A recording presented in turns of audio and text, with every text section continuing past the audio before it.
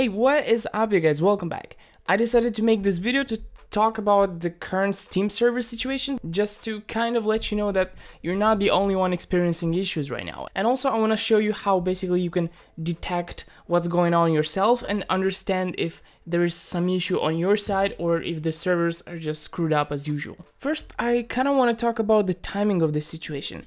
In the past year, I remember 3, maybe 4 periods of time when this was an issue, when you couldn't sell items, you couldn't do trades, and it was a real problem. Right now, it's not impossible, but more than 50% of the time it will fail. I tried to trade a few items yesterday, it didn't work for a few hours. Today I'm trying to access an inventory like this one, is just not working. I try again and it's just not letting me. It works fine on my inventory, but not when I try and look at someone else's inventory. The previous times when something like this happened was either during the Dota 2 Dire Tide chest release. That was a period of time when there was a lot of hype going on the market and a lot of sales were going on. Another time like that was when Dire Tide ended and a lot of people were panicking and selling stuff on the market. Then also when the RMR capsules were released in January, I think, and also when the RMRs went on sale. That was the biggest hit so far, and you remember it quite well. Servers were down for at least 48 hours, and people actually lost money because of what was happening on the market. Items would disappear and sometimes not even come back. But right now there is no natural reason for this to be happening, unless they're upgrading servers and stuff like that. There haven't been any big updates in any of the games that Valve owns, so yeah, it's weird that it's happening, and hopefully it's only done to upgrade the servers. Now, okay, I find this kind of funny. Yesterday Jesus made a video talking about exactly this problem. And he made that video before this period of lag started.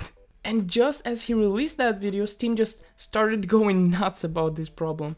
I think this is just a funny coincidence. But yeah, if you're experiencing troubles on Steam and you want to check what's going on, can you continue trading or flipping, or do you have to take a break, then you can just type in Google, "is Steam down?" and you're gonna get a couple of websites. You can go to either one of those.